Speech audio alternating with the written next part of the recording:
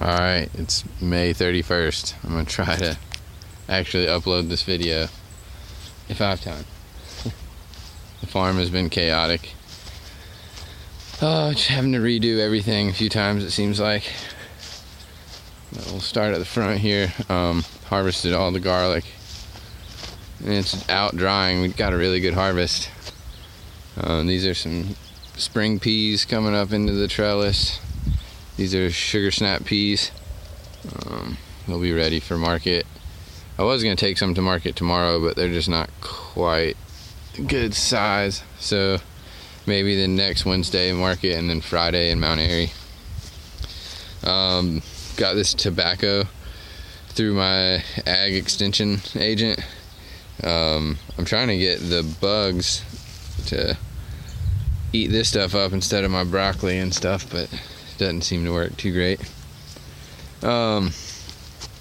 These are some green beans coming in, bush beans.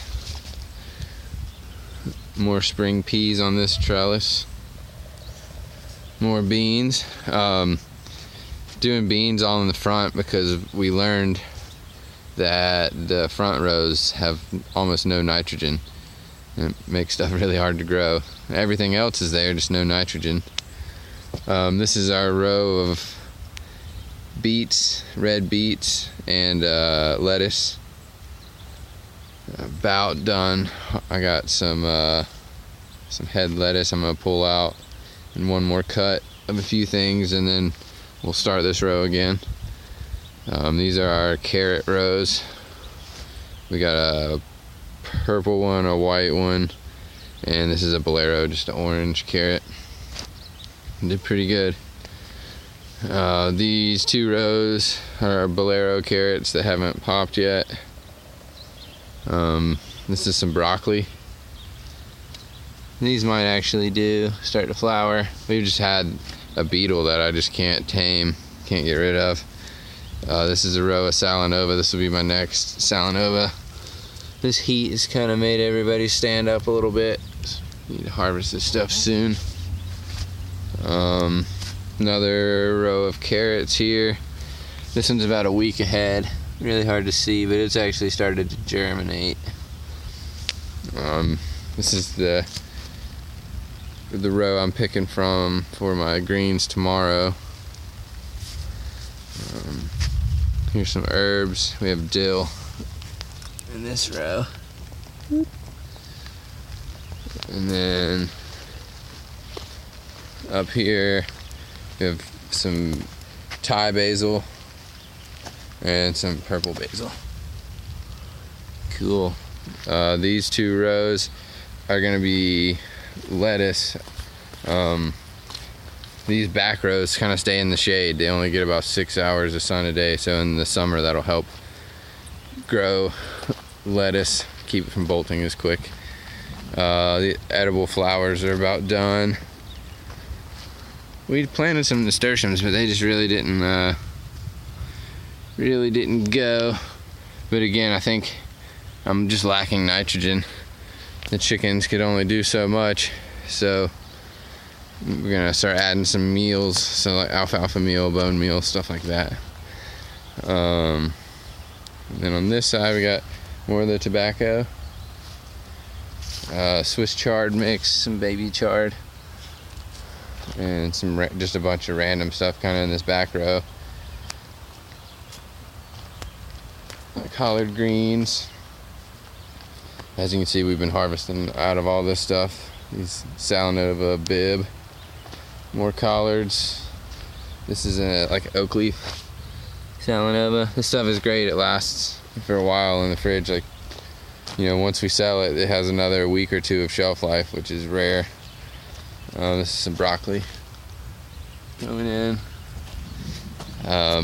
I don't think we're going to be able to market any of this stuff. The bugs have just taken their toll on it. But I'm afraid if I pull it, they're just going to go to something else. So I'm just letting them have it for now. This is some red oak leaf Salanova. It's cool because it's green down in there. Another row. This is an heirloom lettuce row. Whoop. And then we have these romaine heads coming in. They'll get a little taller before we harvest them out. Yeah, you can see stuff is starting to bolt. So, about done on these rows here. Just kind of planted way too much. Didn't have anywhere for it to go. But that's alright, I'm learning. Direct seeded beets in this row. Give another week or so, I'll thin them out. More lettuce. This is just another random row. It's got some Swiss chard, bigger chard here, spaced farther apart. Got some radishes coming up here. More chard. And some direct seeded radishes. And more chard back there. More lettuce. So after this lettuce row, we lost all these rows. There's just no fertility, nothing was growing. So we covered everything back up. These two rows right here, I haven't quite figured out what's going to go in there, but we got some summer crops coming in that we got to make room for. These two rows I did put some nitrogen in, and I put 2 rows of eggplant. So we'll see how the eggplant does. This is a green bean on this row. These 2 rows are cowpeas. And that was the garlic row all harvested out. But when I say no fertility, here's what I mean. Like these beets should be, I mean, just under like baseball size by now. And you know, they're delicious. They're kind of tender. But yeah, not the product I want. So I think we harvested what we wanted to harvest out of this row, and then I'm gonna pull everything out and do beans up here again. Beans are the trick, tell you what. But all in all, you know, for our first season, not knowing the pests, not knowing the soil samples I took were kind of deceiving, because I took them over there, kind of where the carrots are. We got really good fertility over there. I think it's because the hill, or this land falls that way, so all the fertility is over there. The greenhouse is all together. Not much in here. We really gotta plant some stuff. My seed order from Johnny's will be here in the next few days.